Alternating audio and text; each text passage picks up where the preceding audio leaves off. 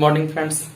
जैसा कि हमने फर्स्ट वीडियो को संविधान को बताया था, संविधान की विशेषता के बारे में बताया था, आज मैं संविधान के सभा के बारे में बताऊंगा कि हमारा संविधान किस प्रकार से गठित हुआ, इसके सभा। अब देखिए, चलते हैं संविधान सभा। संविधान सभा में क्या है, सबसे पहले क्या होता है, संविधान सभा जो कैबिनेट मिशन के तहत बैठा था, कैबिनेट मिशन के तहत क्या हुआ था, संविधान सभा की बैठक हुई थी। ठीक है, अब क्या हुआ, कैबिनेट मिशन योजना कब लाया गया, कैबिनेट मिशन योजना कब लाया गया, ये बार बार एग्जाम में पूछा जाता है। तो कैबिनेट मिशन योजना कब लाया गया, 1946 में इस कैबिनेट मिशन को लाया गया। ठीक है, अब देखते हैं संविधान सभा का गठन जो होता है, संविधान सभा का गठन कब हुआ, तो जुलाई 1946 में ही इसकी गठन हो गया संविधान सभा का। ठीक है, कि बैठक होगी। अब देखिए क्या होता है, इसका गठन इस प्रकार से बन गया। अब क्या होता है, संविधान सभा में गठन तो हो गया, लेकिन गठन करने के लिए सदस्य की जरूरत होती है। तो सदस्य कहां से आएंगे, किस प्रकार से आए, तो 3 जगह से हमारे सदस्य आए। अब देखते हैं कौन कौन से जगह से सदस्य आए। सबसे पहले ब्रिटिश प्रांतों से आए, ठीक है, फिर क्या आए, विदेशी रियायतों से आए, फिर आए कहां से, चीफ कमिश्नरी से। तो ब्रिटिश प्रांतों से कितने आए, तो 293 आए, विदेशी रियायतों से कितने आए, तो 92 आए, और फिर चीफ कमिश्नरी से कितने आए, तो 4 आए। ठीक है, यह तीनों मिला करके कितने सदस्य हो गए, 389 सदस्य हमारे हो गए।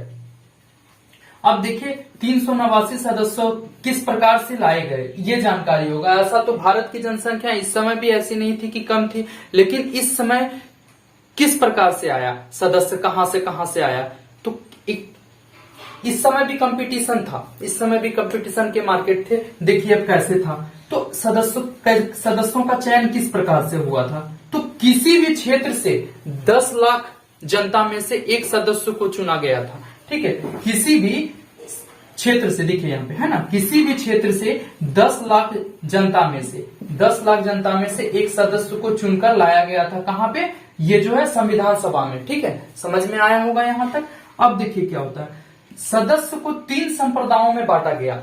जब हमारे सदस्य हमारे 389 सदस्य जब आ गए, तो इनको 3 संप्रदायों में बांट दिया गया। कौन कौन से संप्रदायों में, सबसे पहले कौन से संप्रदायों में, मुस्लिम समाज में बांटा गया, सिख समाज में बांटा गया और समान समाज में बांटा गया। तो तीन कौन कौन हो गए, मुस्लिम हो गए, सिख हो गए और समान हो गए। तो मुस्लिम समाज, सिख समाज और समान समाज, तो ये क्या हो गया, सदस्य को 3 संप्रदायों में बांट दिया गया। अब आगे की प्रक्रिया देखते हैं। देखिए 2 प्रमुख पार्टियां भी बनाई गई। इसके बाद क्या हुआ, 2 प्रमुख पार्टी बनाई गई।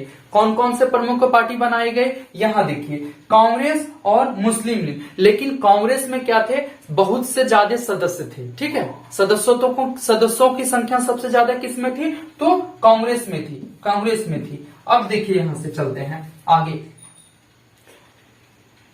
पहला बैठक संविधान सभा का कब हुआ, पहला बैठक संविधान सभा का कब हुआ, तो देखिए 9 दिसंबर 1946 को पहला संविधान सभा का बैठक हुआ।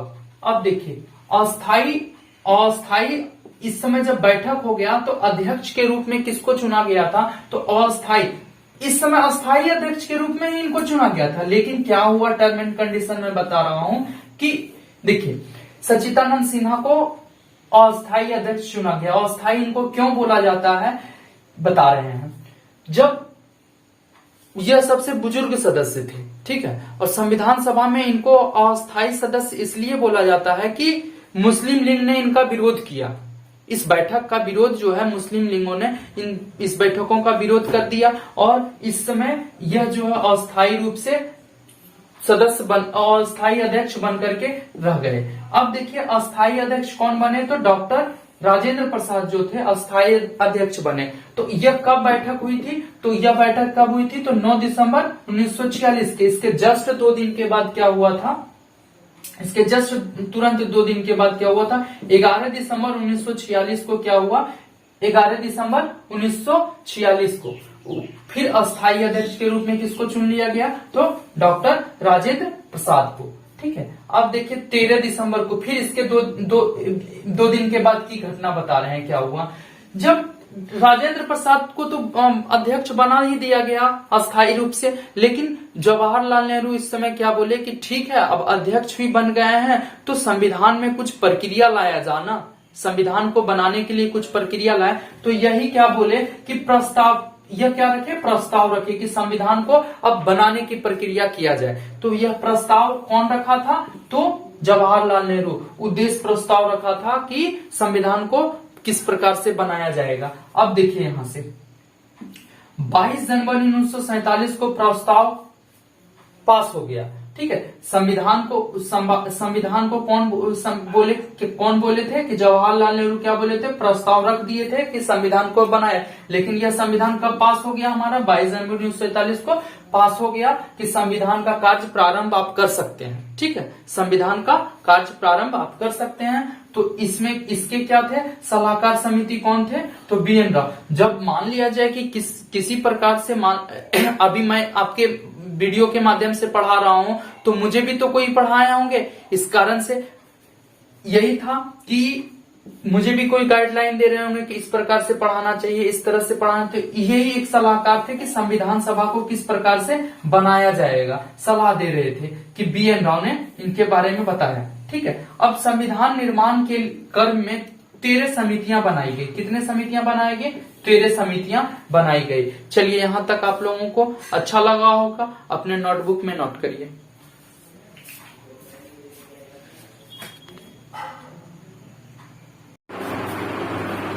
हाँ तो फ्रेंड्स, आप लोगों को 13 समितियां के बारे में बताया। अब इसके बाद आगे चलते हैं समितियों को, जो जो इम्पोर्टेंट समिति हैं जो एग्जाम में पूछे जाते हैं, इसको मैं बता रहा हूँ। देखिए क्या है, संचालन समिति के अध्यक्ष किसको बोला जाता है, जो संचालन कर रहे थे, तो डॉक्टर राजेंद्र प्रसाद। तो अस्थायी अध्यक्ष के रूप में किनको माना गया था, तो डॉक्टर राजेंद्र प्रसाद को ही माना गया था। और संचालन समिति किसको माना गया था, तो डॉक्टर राजेंद्र प्रसाद। अब प्रांत समिति के अध्यक्ष कौन थे, तो सरदार वल्लभ भाई पटेल। इसको याद रखना है, प्रांत समिति के अध्यक्ष कौन थे, तो सरदार वल्लभ भाई पटेल। ठीक है, अब देखिए संघ शक्ति समिति तो पंडित जवाहरलाल नेहरू। कौन थे, पंडित जवाहरलाल नेहरू।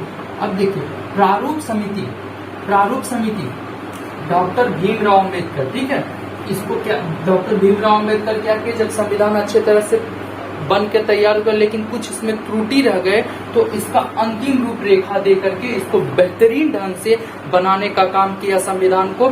इसलिए इनको क्या कहा जाता है, संविधान का निर्माता भी कहा जाता है। इसलिए इनको संविधान का निर्माता भी कहा जाता है, डॉक्टर भीमराव अम्बेडकर को। यहाँ तक किसी प्रकार का आप लोगों को दिक्कत नहीं आया होगा। चलिए आगे चलते हैं। संविधान बनने में 2 वर्ष 11 महीना 18 दिन लगा। कितने लगा, क्यों लगा, क्योंकि हमारा जो भारत था 200 वर्षों से क्या था, गुलाम था।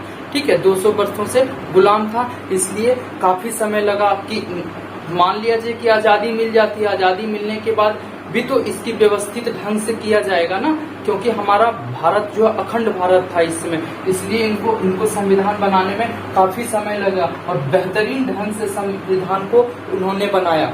चलिए अब देखते हैं आगे। संविधान पारित। अब संविधान जो बन करके जब रेडी हुआ तो उसको पारित किया गया कि चलिए अब रेडी हो गया है संविधान। तो कब बोला गया कि हाँ संविधान रेडी हो गया है, तो 26 नवंबर 1949 को क्या बोला गया कि संविधान को पारित कर दिया गया कि संविधान बन करके मॉडलाइज हो गया है, अब संविधान को कभी भी आप लागू कर सकते हैं। तो क्या हुआ, इसके 2, 3, 4, 5 महीने के बाद क्या हुआ, संविधान को लागू कर दिया गया। कब कर दिया गया, तो 26 जनवरी 1950। 26 जनवरी 1950 को ही क्यों लागू किया गया, तो इसके बारे में मैं जानकारी दे रहा हूँ। तो भारतीय इतिहास में 26 जनवरी 1930 को जो था प्रथम स्वतंत्रता दिवस के रूप में मनाया गया। बहुत सारे राजनीतिक जो थे ये क्या कहे कि इस दिन को जो है ना बेहतरीन ढंग